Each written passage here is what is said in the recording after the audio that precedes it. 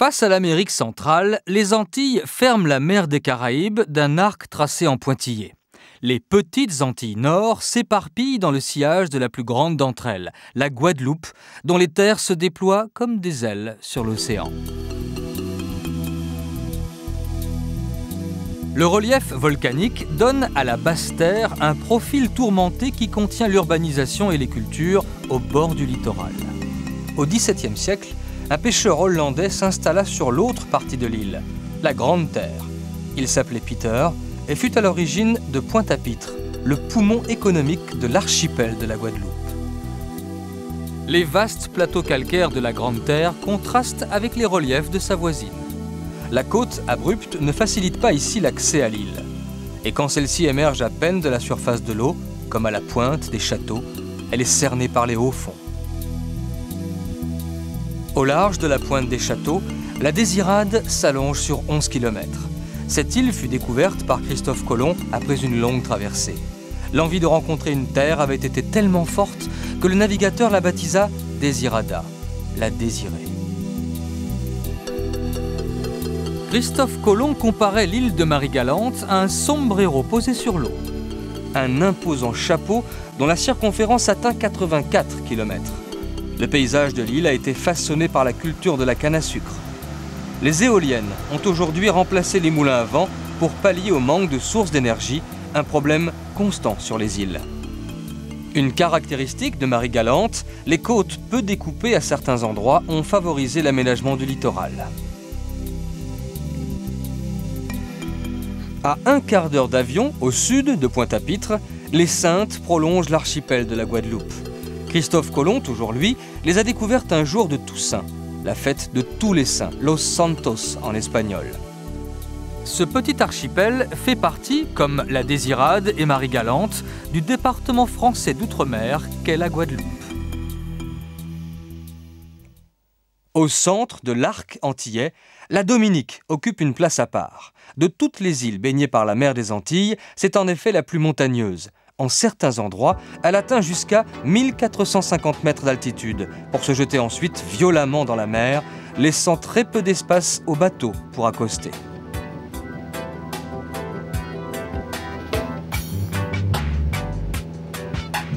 Christophe Colomb s'est à nouveau plongé dans son calendrier pour trouver, en 1493, un nom à sa découverte. C'était un dimanche, il l'appela donc Dominica, un nom toujours utilisé par les Anglais.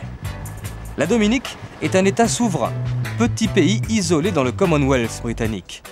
La densité de population y est l'une des plus faibles de toutes les petites Antilles.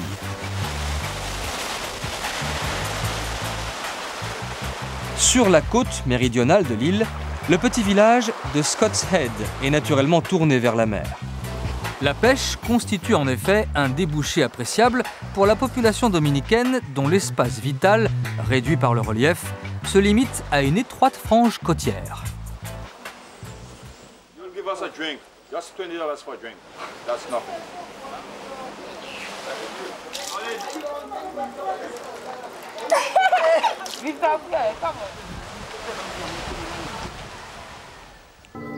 Au courant d'air marin chargé en vapeur d'eau, la Dominique oppose une barrière infranchissable.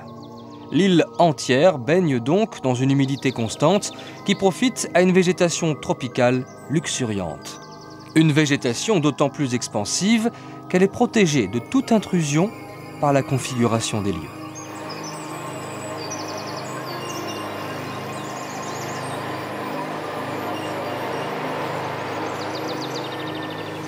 Malgré sa richesse, cette forêt pluviale ne peut que difficilement être exploitée par l'homme, en raison du relief et de la dispersion des essences.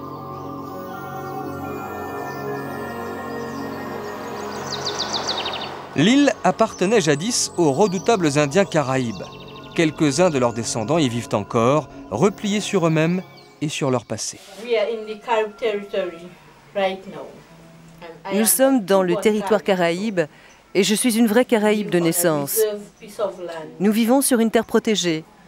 On ne la vend pas et on ne la donne pas aux étrangers. Comme souvenir de notre culture, on fait des paniers. Et ça depuis des générations. Nous sommes les seuls en Dominique à faire ce genre de choses. Les guerriers caraïbes ont abandonné leur agressivité légendaire. Mais ils n'ont perdu ni leur fierté, ni leurs traits asiatiques, ceux du peuple fondateur de l'Amérique, les Amérindiens.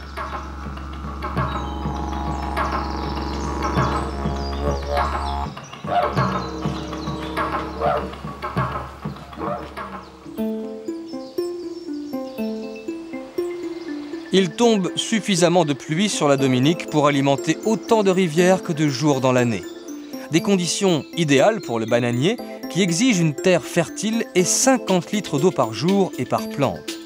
La banane a longtemps été réservée à la consommation locale. Grâce au transport réfrigéré, elle a pris la tête des produits exportés.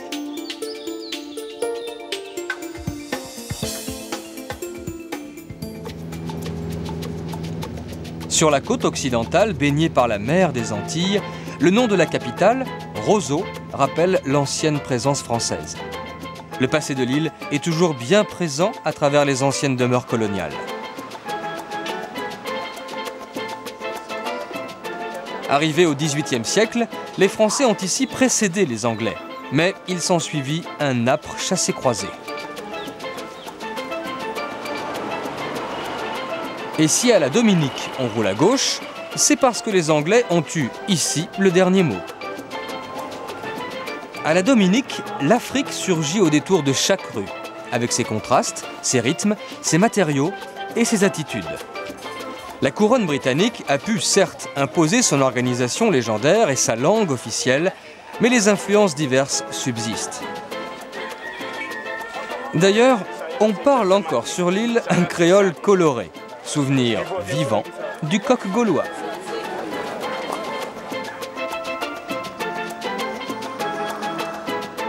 Le jardin botanique de Roseau concentre dans ses collections toute la richesse de la flore antillaise. La nature peut s'exprimer sans retenue sur une terre dont le quart à peine est cultivable. La nature peut commettre des excès. Le tour de taille de certains figuiers banians est démesuré. Et il arrive parfois au baobab de s'allonger sous la force des vents cycloniques.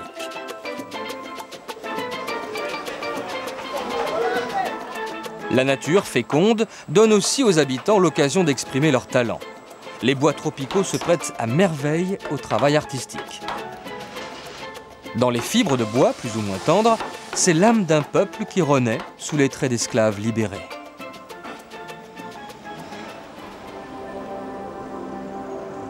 Les gestes immuables se sont en effet transmis loin, très loin, des grands fleuves africains.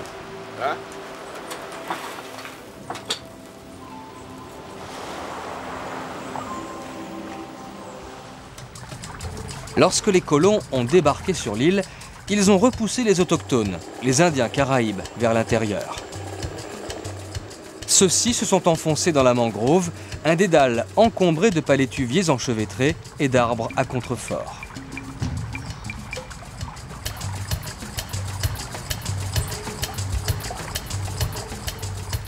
Impénétrable, la rivière indienne a protégé leur refuge.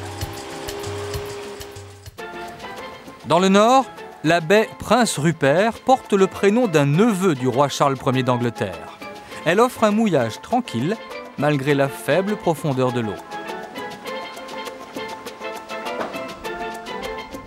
La petite localité de Portsmouth devait être la capitale, mais la touffeur du climat découragea les colons de s'y installer.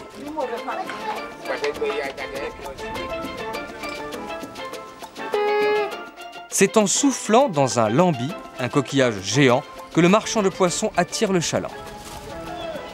La Dominique possède un patrimoine humain et culturel intact, ce qui n'est pas le cas de toutes les petites Antilles. Autre trait d'exception, son littoral ne comporte quasiment pas de plage.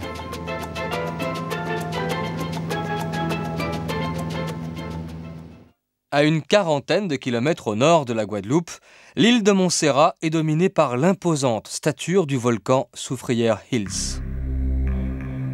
Le 18 juillet 1995, après 4 siècles d'un profond sommeil, le volcan se réveille. Bientôt, d'énormes quantités de cendres incandescentes sont projetées jusqu'à 10 km d'altitude et des coulées de lave atteignent la mer, ravageant tout sur leur passage. Le phénomène durera jusqu'en 1997. Entre-temps, la moitié des habitants de l'île a dû être évacuée et la capitale, Plymouth, fut en grande partie ensevelie.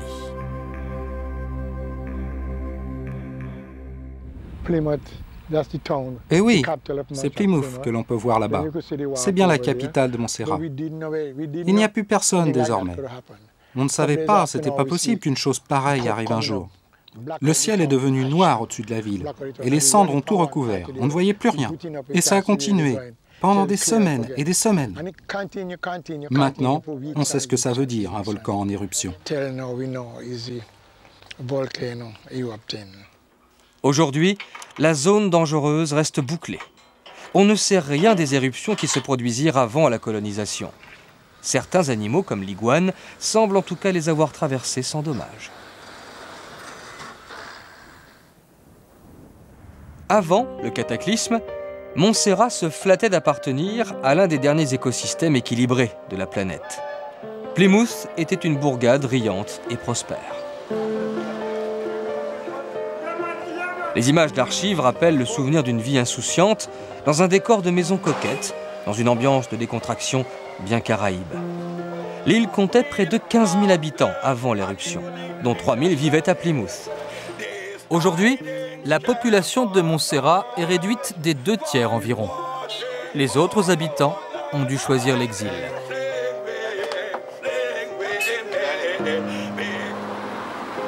Les immigrés irlandais avaient placé la ville sous la double protection du ciel et de la couronne britannique.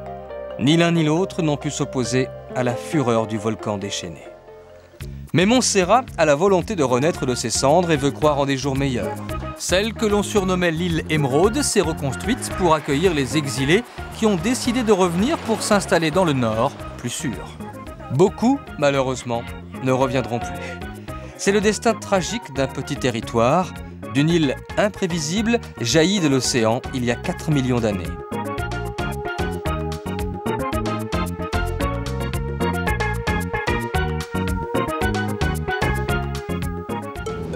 Plus au nord, un rocher long de 2 km s'élève à 300 mètres au-dessus des flots.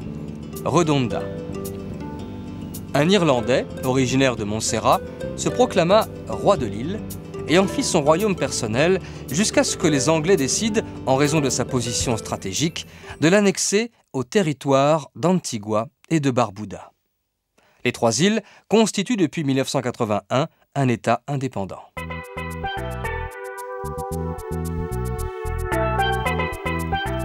Antigua possède un relief peu marqué. Le point culminant n'atteint pas 450 mètres. Cela suffit toutefois pour accrocher les nuages et assurer des précipitations régulières. La nature a été généreuse avec Antigua. Ses fonds coralliens sont magnifiques.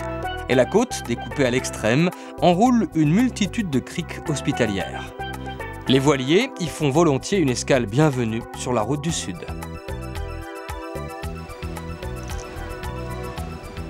Réputée imprenable, English Harbour fut pendant plus d'un siècle une base navale où la puissance maritime britannique s'étalait avec suffisance.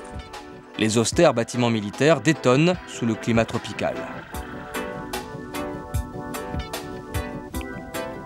Les marins anglais n'appréciaient ni la chaleur ni l'humidité du lieu.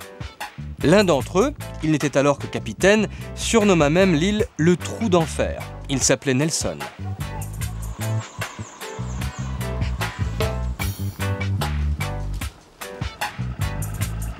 Aujourd'hui, cet enfer représente pourtant le paradis pour les navigateurs du monde entier. En évoquant l'enfer, le futur amiral faisait aussi peut-être allusion à l'esclavage, dont Antigua sera la première à se débarrasser parmi toutes les Antilles anglaises. L'île propose en tout cas du patrimoine colonial quelques facettes bien conservées qui font revivre l'histoire.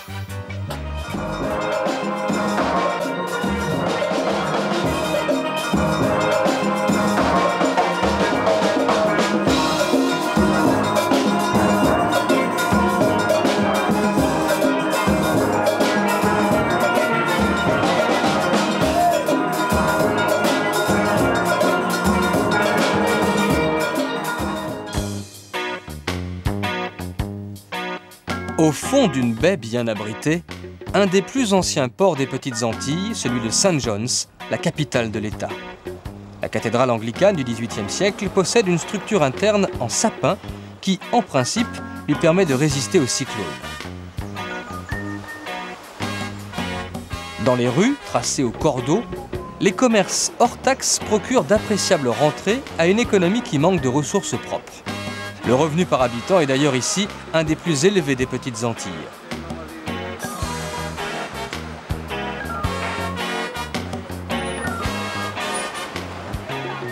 Les Rastas ont essaimé dans toutes les Petites Antilles au départ de la Jamaïque au début des années 1930.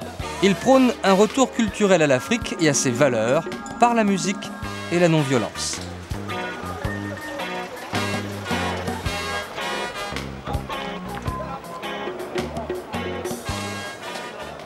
Le secteur touristique arbore un grand sourire grâce aux croisières. Il fournit la majorité des recettes du pays.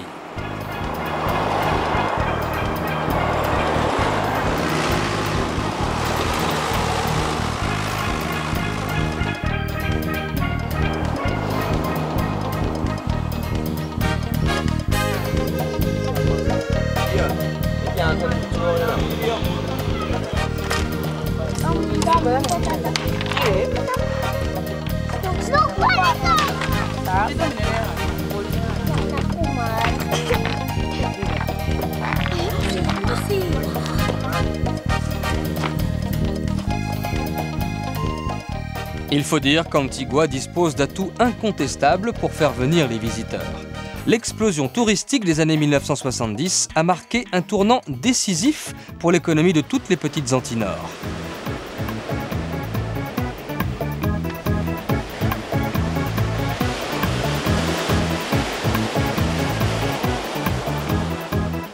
Le tourisme haut de gamme et la valorisation de l'environnement assurent à ces petites îles des rentrées financières désormais vitales.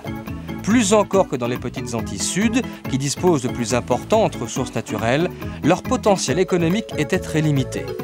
Aujourd'hui, l'or bleu coule à flot et on l'espère pour longtemps.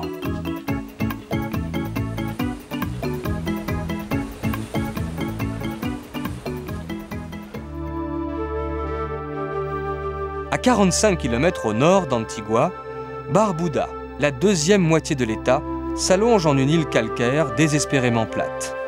Le sommet dépasse à peine 60 mètres d'altitude. L'absence de relief, donc de précipitations, devait rendre l'île quasi désertique, mais quelques nappes phréatiques ont permis à la vie d'y prendre pied.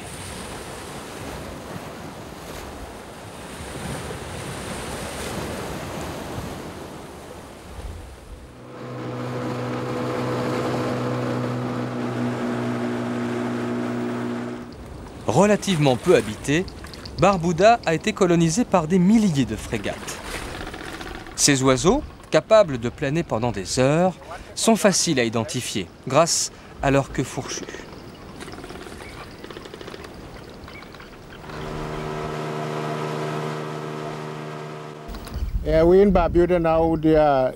Voilà, on est à Barbuda, dans le coin nord-ouest du lagon. Et ici, c'est un sanctuaire pour les oiseaux. Il y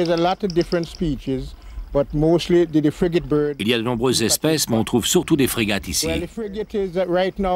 Bon, en ce moment, c'est la période des amours. Vous voyez, les mâles ont cette poche rouge qui attire les femelles.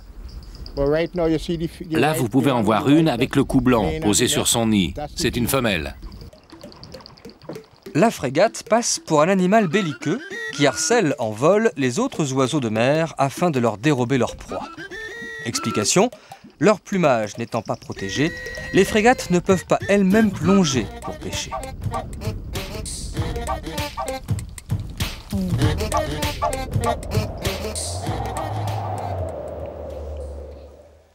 À l'ouest de Barbuda, deux îles séparées par un chenal de 3 km composent la fédération de Saint Kitts et Nevis. Presque circulaire, Nevis est la plus petite. Elle a été découverte par Christophe Colomb, qui lui a donné le nom de Nieves, neige en espagnol. Ces neiges n'étaient en réalité que des nuages accrochés au sommet du volcan, qui culmine à près de 1000 mètres au-dessus de la mer.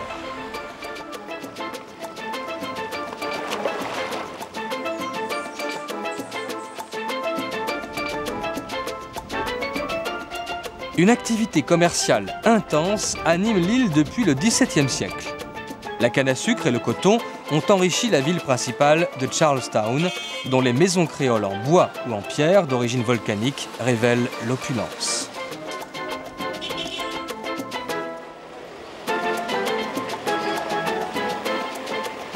La fédération de St. Kitts et Nevis existe depuis 1983. Mais à plusieurs reprises, il s'en est fallu de peu pour que soit lancé un référendum destiné à rendre indépendante l'île de Nevis.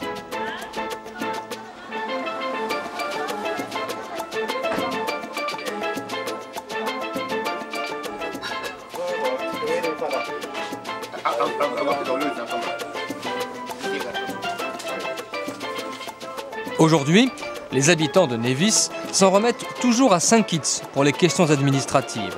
Ils descendent à 90% d'esclaves africains. C'est dans l'église de Fig Tree que Nelson épousa une jeune fille du pays.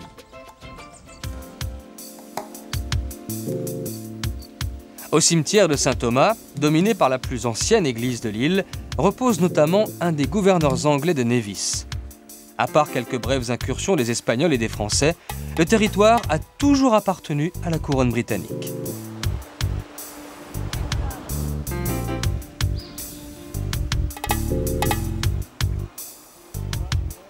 Les Anglais ont toujours été très attachés à cette île. Ils l'avaient d'ailleurs surnommée Golden Rock, le rocher en or.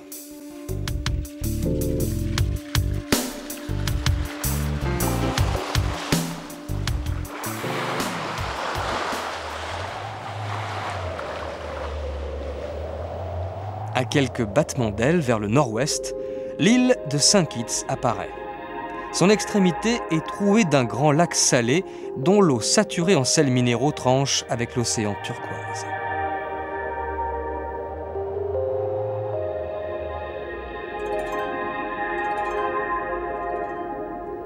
Les premiers habitants la baptisèrent l'île fertile. En effet, une couleur verte à l'irlandaise s'étend à perte de vue jusque dans la capitale, Basse-Terre. Et le vert des palmiers royaux s'harmonise parfaitement avec celui de la très victorienne horloge municipale.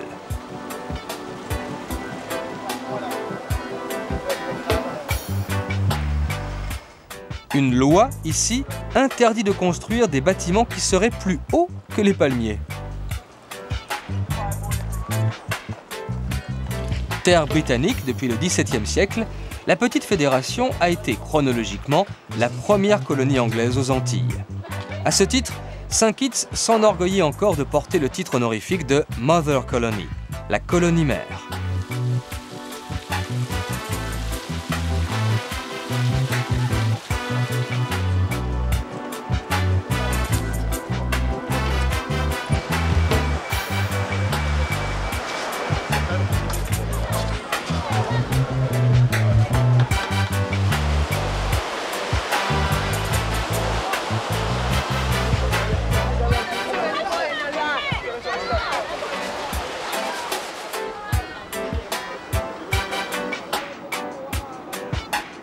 La plupart des petites Antilles Nord se félicitent de posséder des ports en eau suffisamment profonde pour accueillir des bateaux de gros tonnage.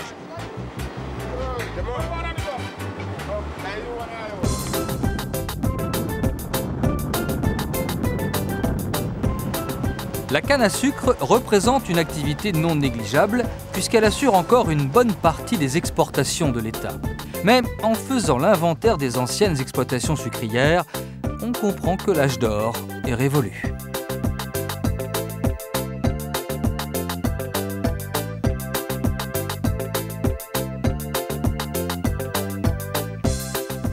Au milieu de jardins séculaires, les élégantes habitations des planteurs ont été réhabilitées.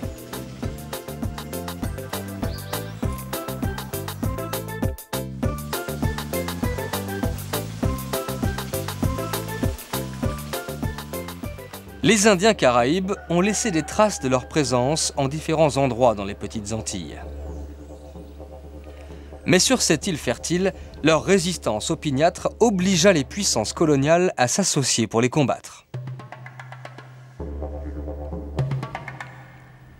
Le fort de Brimstone Hill, appelé communément le Gibraltar des Antilles, appartint aux Anglais et aux Français à tour de rôle. Au loin, par temps clair, une demi-douzaine d'îles sont visibles. L'île de St. Kitts a une forme curieuse que l'on compare à celle d'une cuisse de poulet. Dans sa partie la plus étroite, des plages magnifiques s'étirent avec indolence.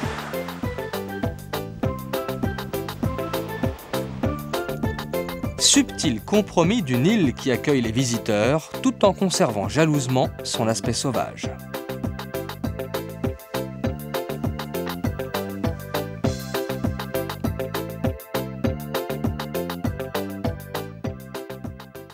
Toujours plus au nord, deux îles sont unies dans une curieuse destinée administrative. Saint-Barthélemy est française, mais Saint-Martin se partage entre la France et les Pays-Bas, qui possèdent également Saba et Saint-Eustache.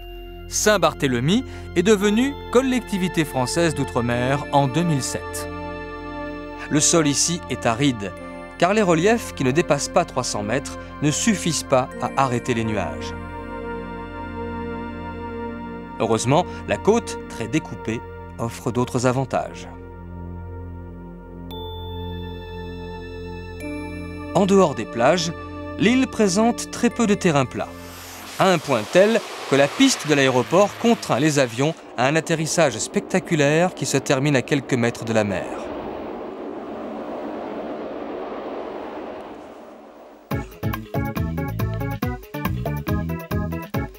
L'arrivée en bateau est nettement moins mouvementée. Au XVe siècle déjà, Christophe Colomb trouvait la rade hospitalière. C'est lui qui baptisa l'île du nom de son frère, Bartholomé. Depuis, des marins de tous bords lui ont succédé, envoûtés par une terre au charme indéniable.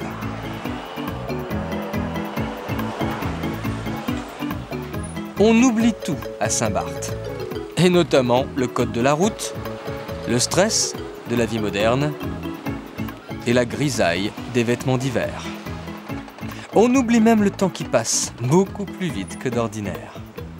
Mais on n'oublie pas le passé. Certaines maisons rappellent que près d'un siècle durant, l'île fut suédoise. Le chef-lieu s'appelle Gustavia, en l'honneur du roi de Suède qui n'eut même pas à livrer bataille. La neutralité suédoise attira tous les épris de paix et de justice. Jusqu'au jour où la France récupéra cette terre qu'elle avait échangée pour y laver son linge en famille et y cultiver son art de vivre.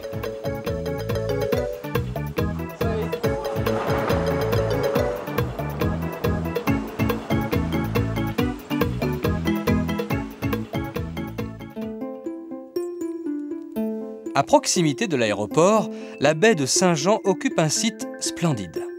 Dans un amphithéâtre naturel, les maisons fleurissent à flanc de colline en mariant les couleurs et les formes de l'habitat créole.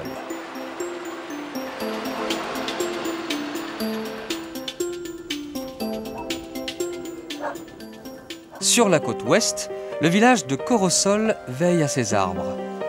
Certains résidents, comme l'iguane, y recherchent les œufs d'oiseaux. D'autres utilisent les feuilles pour entretenir la tradition artisanale.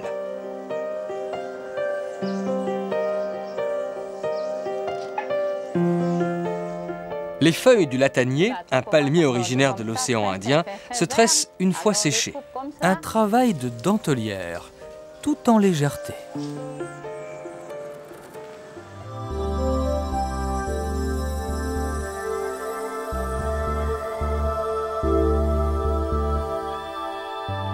Le sol ingrat de Saint-Barth n'a jamais permis les grandes plantations que l'on rencontre dans les autres îles. Avant le développement du tourisme, la population s'était donc tournée vers d'autres sources de revenus, comme le sel. Au sud, la Grande Saline a longtemps été l'une des principales ressources économiques de l'île. Jusqu'en 1973, le sel de Saint-Barth était exporté dans toute la Caraïbe. Aujourd'hui, la saline est le domaine des oiseaux marins.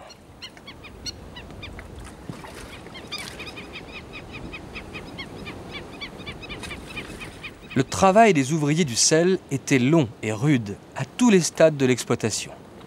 Roman Bill peut en témoigner. Alors, vous voyez, le sac, il est marqué W. Bill. C'est là-dedans qu'on transportait le sel de la pile au bord de mer. capitaine de goélette, Bill assurait le transport du sel vers les autres îles de la région. Loin du cadre austère de la saline, la vie semble aujourd'hui beaucoup moins pénible sur la côte sauvage de l'île, où les villas hollywoodiennes en équilibre sur la falaise tiennent la dragée haute à l'océan.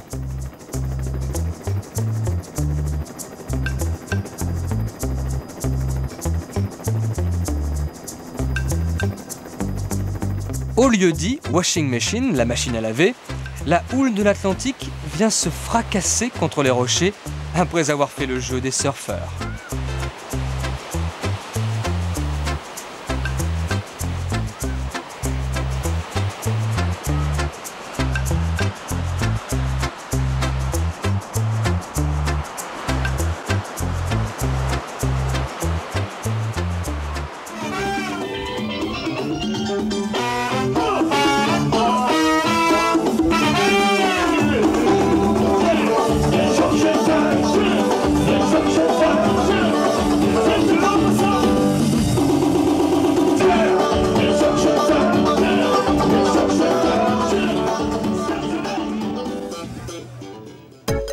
L'île de Saint-Martin souffre elle aussi d'une relative sécheresse provoquée par l'absence de haut relief.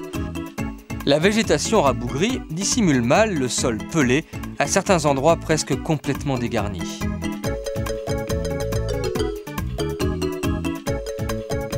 Le développement de l'habitat a rendu quelques couleurs au paysage.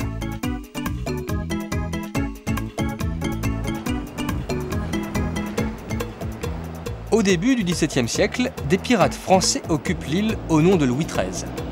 Ils sont à l'origine de la partie française de l'île. Celle-ci est également devenue une collectivité d'outre-mer. Aujourd'hui, une minorité seulement des résidents sont nés sur place. La communauté étrangère la plus importante est formée par les Haïtiens.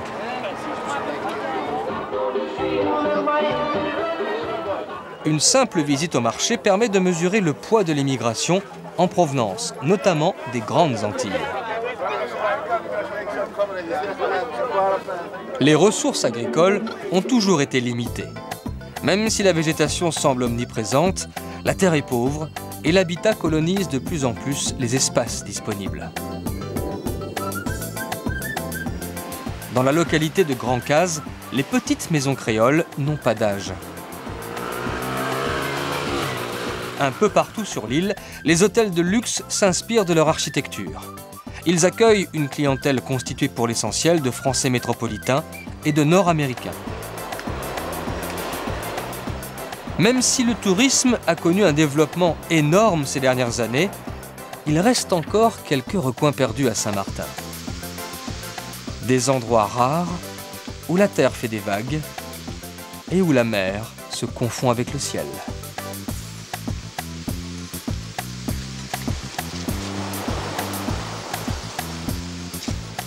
Il reste encore de petits points d'ombre qui se passent d'air climatisé, des plages presque désertes et des visiteurs qui cherchent avant toute chose à se fondre dans la nature. Dans la plupart des petites Antilles Nord, le tourisme est la principale source de revenus.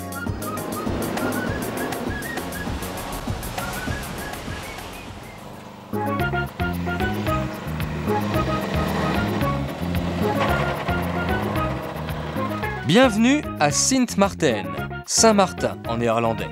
Bienvenue aux Pays-Bas. Ici, les tulipes ne sont pas courantes, mais les cactus ressemblent aux boules de fromage que l'on trouve à Gouda.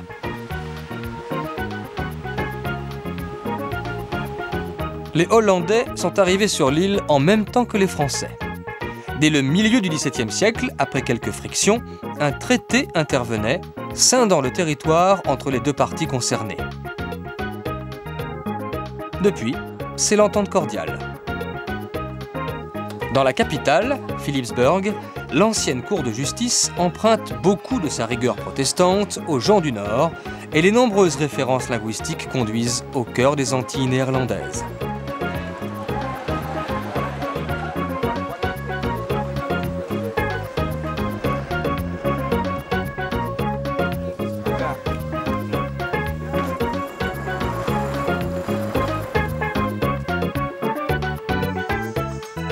Philipsburg doit une grande part de son animation à une zone franche où règne une fiscalité très clémente.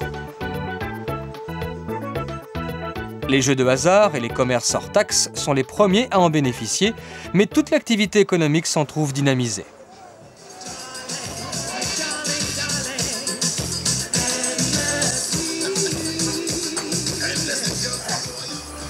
Autant que le ciel bleu, les produits détaxés attirent vers Saint-Martin les bateaux de croisière qui déversent en permanence sur la partie hollandaise des flots de touristes et de dollars.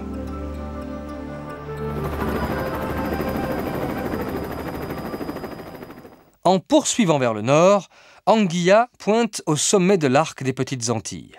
Sa forme allongée a inspiré Christophe Colomb, qui a préféré cette fois un nom de poisson à un saint du calendrier. Par bateau, Anguilla n'est qu'à 15 minutes de Saint-Martin.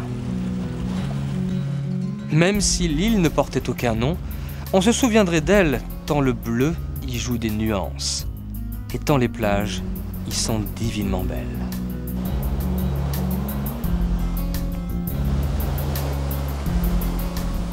Les premiers arrivants ont découvert une terre desséchée par les vents alizés chauds qui contrarient même la croissance des arbres. Sans la pêche, la vie aurait été très difficile pour les premiers colons français et anglais.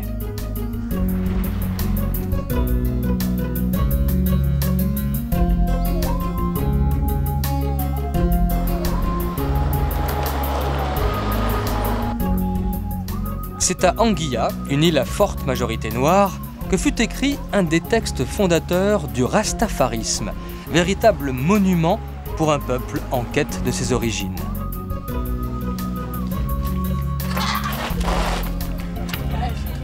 Sur une île où les arbres sont trop rares, la fabrication traditionnelle du charbon de bois est une grave menace pour l'environnement. Comme en Haïti, par exemple, la désertification s'en trouve accélérée. L'agriculture et l'élevage ne génèrent que des revenus marginaux, complétés par la production de sel marin.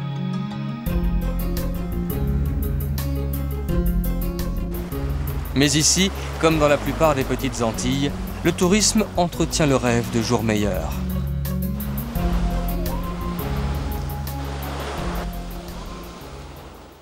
À l'horizon, Sandy Island, une île d'origine corallienne. Sans comparaison avec les îles volcaniques, les îles coralliennes sont plates et souvent cernées d'un récif.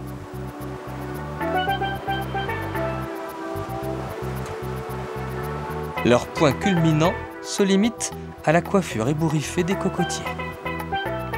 Les candidats Robinson seront déçus, car un jeune restaurateur local y a créé son entreprise, Sandy Island Fried Chicken.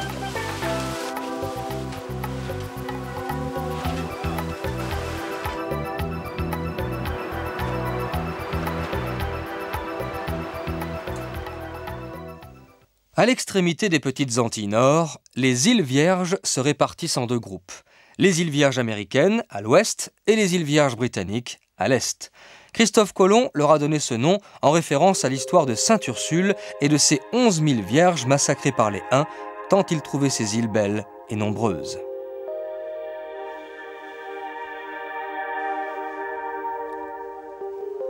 L'île de Jost van Dyke porte le nom d'un pirate hollandais du XVIIe siècle, mais appartient aujourd'hui à la couronne d'Angleterre.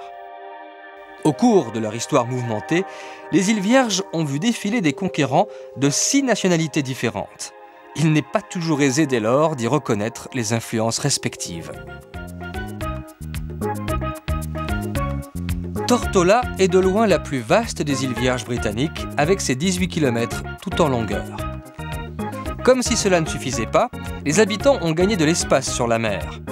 Ainsi, dans la baie qui s'ouvre sur Road Town, la localité principale, certaines maisons jadis en bord de mer sont désormais en retrait par rapport à la côte.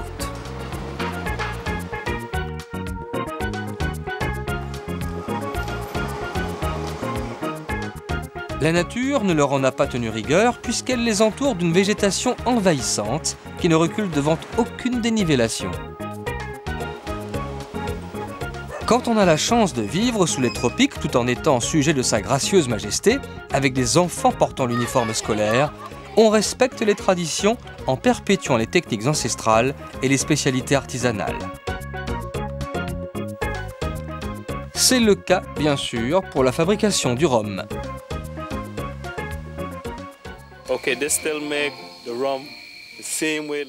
Ils font toujours le rhum comme on le fabriquait il y a 400 ans.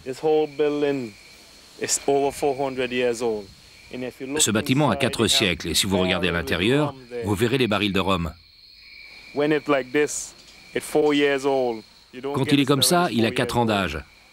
On ne l'a pas comme ça en moins de temps, c'est la méthode traditionnelle. Et l'on conserve aussi soigneusement les plus beaux spécimens de la flore locale grâce à un petit jardin botanique haut en couleur.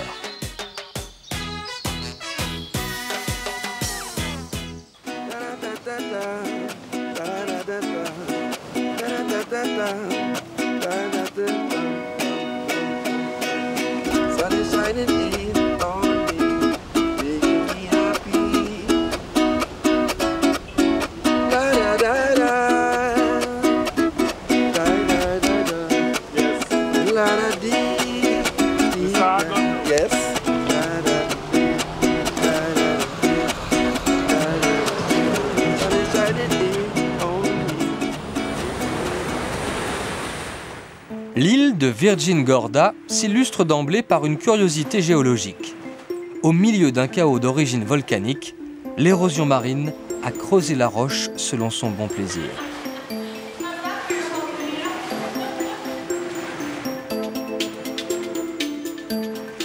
L'isolement de Virgin Gorda a séduit plusieurs magnats britanniques, dont le célèbre Richard Branson.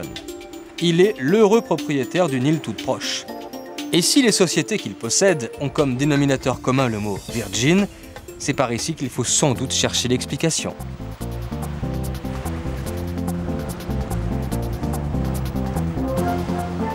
Le sous-sol de Virgin Gorda a été exploité par les Espagnols qui y ont trouvé de l'or et de l'argent.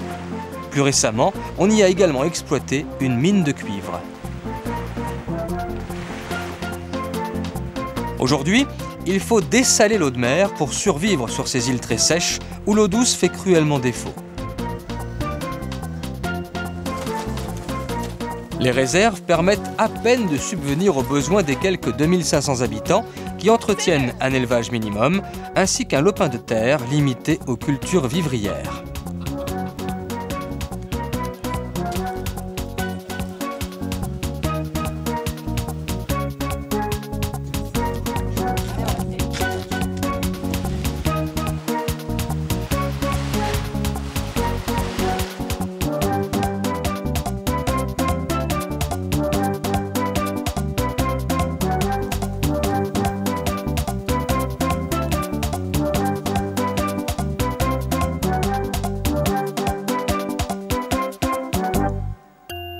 Avec St. John s'ouvre le cortège des îles Vierges américaines.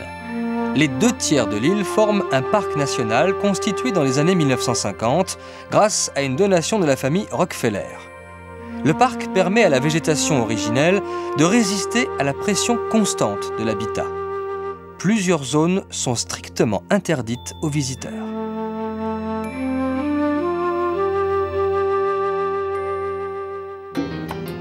L'île de Saint-Thomas abrite la capitale des îles Vierges américaines. Elle compte plus de 50 000 habitants dont l'isolement a été rompu par la création d'un aéroport international et d'une piste gagnée en partie sur la mer. La capitale, Charlotte-Amalie, a été fondée au XVIIe siècle par des marchands danois. Ils lui ont attribué le nom de leur reine. À l'instar de Saint-Barthélemy qui appartenait à la Suède, les îles Vierges américaines ont appartenu pendant 3 siècles au Danemark, qui les a vendues aux États-Unis en 1917. La destination est très prisée des tours opérateurs américains. Les énormes bateaux de croisière y affluent en provenance directe de Miami.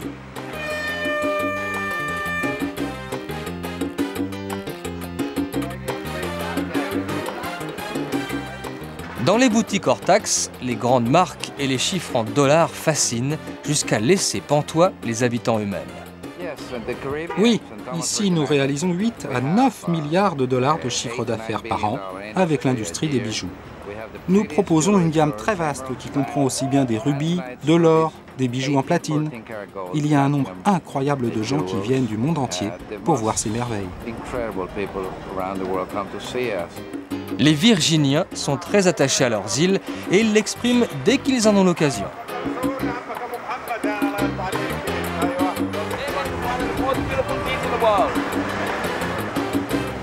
Les îles Vierges américaines forment un territoire américain non incorporé. C'est-à-dire que leurs représentants n'ont pas le droit de vote au Parlement des États-Unis. Les habitants sont toutefois d'authentiques citoyens américains.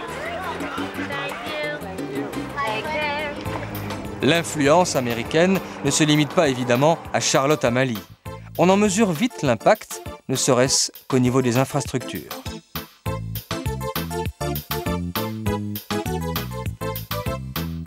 La côte sauvage n'est pas défigurée pour autant.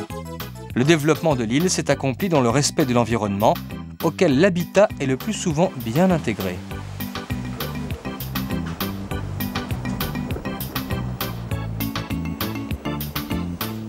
Quand on connaît les exigences américaines en matière de confort, on peut apprécier la performance sur la côte où la sécheresse burine une grande partie du paysage.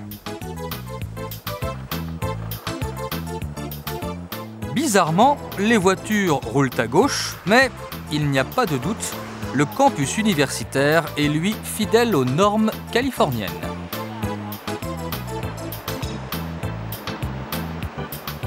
L'hôtellerie en plein boom applique aussi des règles rigoureuses pour rester en symbiose avec le paysage. Dans la localité de Red Hook, les connexions de l'île avec l'extérieur ne connaissent ni entrave, ni horaire, contrairement au bac pour St. John qui peut avoir du retard.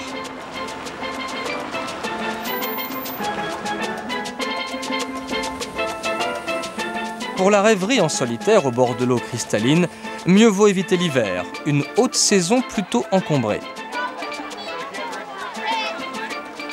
Mais comme les plages s'allongent sur plusieurs kilomètres, il suffit de marcher un peu pour agrandir son coin de ciel bleu.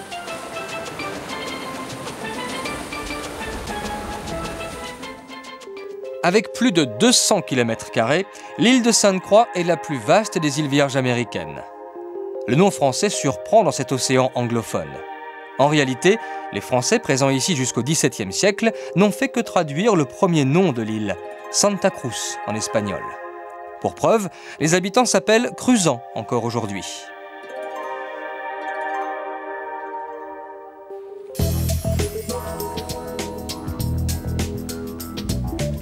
Christiansted, la ville principale, dissimule mal ses origines danoises.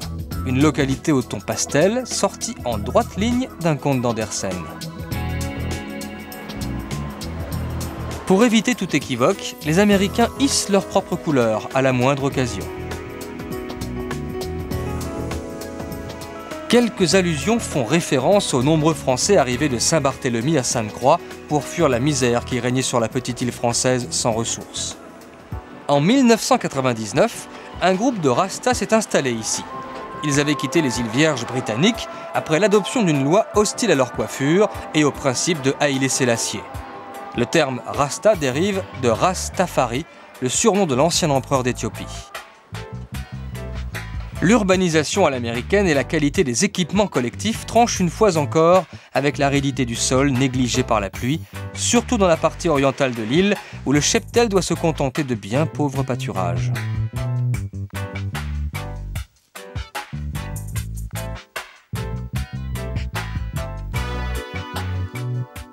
Le jus des cannes à sucre broyées dans les moulins a aujourd'hui cessé de couler. Et les cuves de mélasse ont cédé la place aux réserves d'hydrocarbures stockées par les États-Unis pour raisons stratégiques.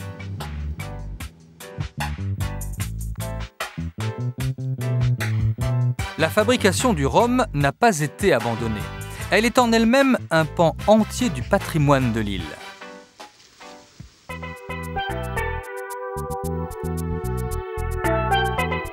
Qu'elle soit massive et habitée, ou qu'elle soit minuscule et ignorée, Les petites Antilles Nord ont la douceur et le parfum des moments rares. Elles fascinent les hommes depuis des siècles. Elles jouent avec leurs sens en les immergeant dans une atmosphère au parfum caraïbe.